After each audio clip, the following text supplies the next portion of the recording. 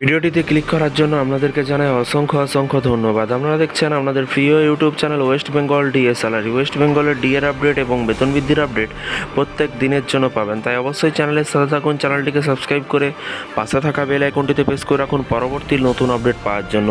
হু করে বাড়ছে আয়, অষ্টম বেতন কমিশন নিয়ে নয়া আপডেট। সরকারি কর্মচারীদের জন্য বড় সুখবর। হু করে বাড়ছে আয়, অষ্টম বেতন কমিশন নিয়ে কিন্তু নয়া নির্দেশিকা কি বলা হয়েছে চলুন দেখে নেওয়া যাক। এখানে বলা হয়েছে সেপ্টেম্বর অক্টোবর মাস থেকেই মোটামুটি পুজোর মরশুম শুরু হয়ে যায় এবং গণেশ চতুর্থী, দুর্গাপুজো থেকে শুরু করে কালী পুজো ও জগদ্ধাত্রী পুজো, মাঝে আবার রয়েছে লক্ষ্মী পুজো, ভাইফোঁটার মতো কিন্তু উৎসব।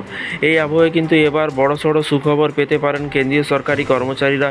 ডিএ থেকে অষ্টম বেতন কমিশন শীঘ্রই হতে পারে একাধিক ঘোষণা। কেন্দ্রীয় সরকারি কর্মচারীদের কী সুখবর পেতে পারেন? গত সপ্তাহে কিন্তু ইউনিফাইড পেনশন স্কিমের কথা ঘোষণা করা হয়েছে। পুরনো পেনশন স্কিম এবং ন্যাশনাল পেনশন স্কিমে একটা সামঞ্জস্য চোখে পড়েছে ইউপিএসের, এবং শনিবার কিন্তু কেন্দ্রীয় মন্ত্রিসভার বৈঠকের পর এই ঘোষণা করা হয়। ন্যাশনাল ফেডারেশন অফ ইন্ডিয়ান রেলওয়ের তরফ থেকে কিন্তু ইউনিফাইড পেনশন স্কিমের ঘোষণা সম্বন্ধে ইতিবাচক প্রক্রিয়া মিলেছে। সেই সঙ্গে শিরোনামে উঠে এসেছে অষ্টম বেতন কমিশন এবং সংক্রান্ত আলোচনা।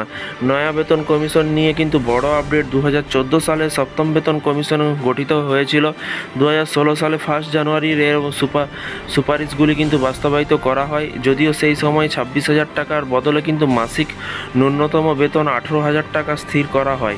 এরপর দেখতে দেখতে কিন্তু এক দশক অতিক্রম এবং গত বেশ কিছুটা সময় থেকেই কিন্তু নয়া বেতন কমিশনের দাবি জানিয়েছেন সরকারি কর্মচারীদের একাংশ। এই আবহে কিন্তু এবার ন্যাশনাল ফেডারেশন অফ ইন্ডিয়ান রেলওয়ের তরফ থেকে কিন্তু অষ্টম বেতন কমিশনের জন্য কিন্তু আবেদন করা হয়েছিল বলেও কিন্তু খবর। কেন্দ্রীয় সরকার এই বিষয়ে যথাযথ পদক্ষেপ নিক, এই আর্জি জানানো হয়েছে বলে কিন্তু জানা যাচ্ছে, এবং কর্মচারীদের যথাযথ বেতন সমন্বয় নির্ধারণ করাই কিন্তু তাদের মুখ্য উদ্দেশ্য। তাই অনুমান করা হচ্ছে যে শীঘ্রই অষ্টম বেতন কমিশন সম্বন্ধে ঘোষণা করা হতে পারে। এদিকে যদি নতুন পেনশন স্কিম কথা বলা হয়, এই স্কিম অনুসারে কিন্তু কোনো ব্যক্তি ন্যূনতম 25 বছর চাকরি করলে অবসর গ্রহণের আগে কিন্তু শেষ 12 মাসের বেতনের 50% বেসিক স্যালারি, 50% পেনশন হিসেবে কিন্তু পাবেন, এবং অ্যাসিওর্ড ফ্যামিলি পেনশনের আওতায় কোনো সরকারি কর্মচারীদের মৃত্যু হলে সেই কর্মীর পরিবার পেনশন হিসেবে শেষ পাওয়া মোট পেনশনের 60% টাকা পাবে। এবং কেন্দ্রীয় মন্ত্রী অশ্বিনী বৈষ্ণব জানিয়েছে যে এই কারণে কিন্তু পেনশন স্কিমের ফলে কিন্তু 23 লক্ষ কেন্দ্রীয় সরকারি কর্মচারী এবং এখানে উপকৃত হবেন। সেই সঙ্গে কিন্তু এক স্কিমের অধীনে ন্যূনতম 10 বছর চাকরি করলে কিন্তু অ্যাসিওর্ড মিনিমাম পেনশন অনুযায়ী কিন্তু প্রতি মাসে 10,000 টাকা পেনশন হিসেবে কিন্তু মিলবে। এবং 2025 সালে 1 এপ্রিল থেকে কিন্তু এই নতুন স্কিম কার্যকর হবে বলে কিন্তু মনে করা হচ্ছে। তো ফ্রেন্ডস, এই ছিল আজকে একটি ছোট্ট আপডেট।